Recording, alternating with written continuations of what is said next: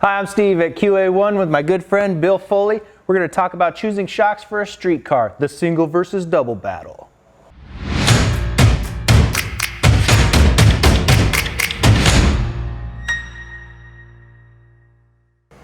So today we're going to be talking about choosing shocks for your street car. Now we've got many different shocks, shock lengths, shock adjustabilities.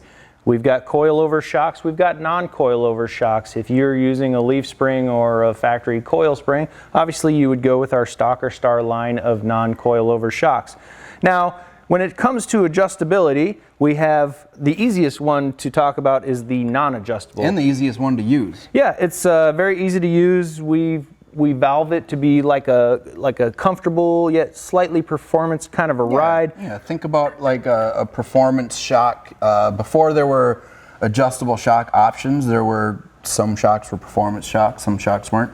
This is a performance version of a non-adjustable shock. Yeah, it's very affordable too.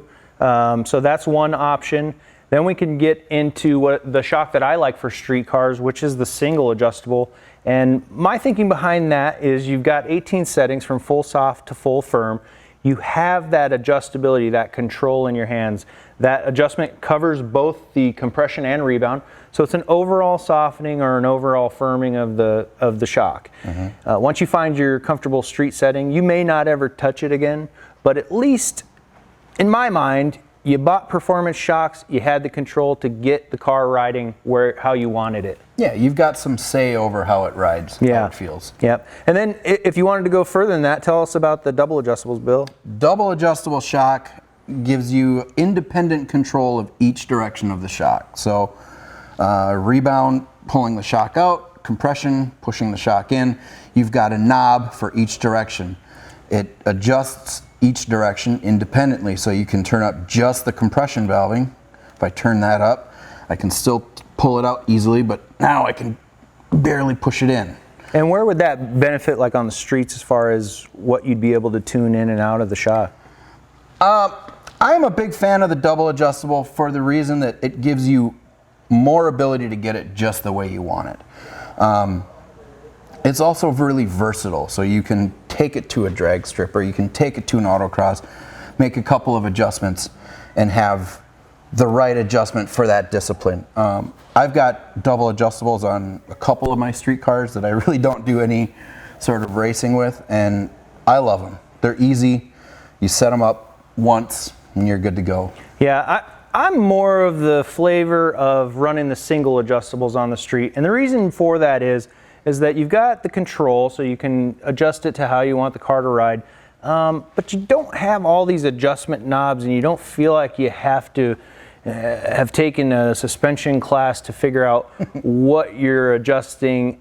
And furthermore, with that many adjustments on your street car, in my mind, I would think, okay, the car rides fantastic, but is there one little adjustment that I could make that would make it ride even more? On top of that, the cost of the double adjustables versus the singles. That's why I tend to lean towards the singles on the streets. But again, like Bill was saying, the double adjustable, it is more adjustable. Like you've got more adjustability in it. Which means you can get it set up really good, or if you're not paying attention or you're just turning stuff all willy-nilly, you can set it up pretty bad. you could make a double adjustable shock work pretty terrible for whatever you're doing. Yeah. But you could make it work really good for whatever you're doing. So yeah, the one thing I hear on the phones quite a bit is that my buddy said I have to get double adjustables for my street car. I don't even really want to adjust the shocks. And a lot of customers are relieved to find out my outlook on the single adjustables and why I think they're a really great street shock. They're both options work really well. What it really comes down to is what your performance goals are. Like, what are you building your car for? What do you want it to do for you? And most importantly, in my opinion, is the driver. You know, it's a personal thing. There are people like me who I like to get really into the details of something and make it exactly the way I want it. Mm-hmm. There are a lot of people out there who want just enough of the details, but they don't want complete control. Well, and a lot of the customers are coming off of like the $16 auto parts store Yeah. shocks. So just putting the single adjustable on there, we've had customers tell us, I drove a different car home. So it's going to be fantastic whether you go with the singles or the doubles. But those are a little bit of the differences about why you might choose one over the other for your street car. So I hope you learned a lot today, and if you do still have any questions about any of our shock line, give us a call at the tech line or visit us at qa1.net, and we thank you for watching, don't we, Bill? Sure do.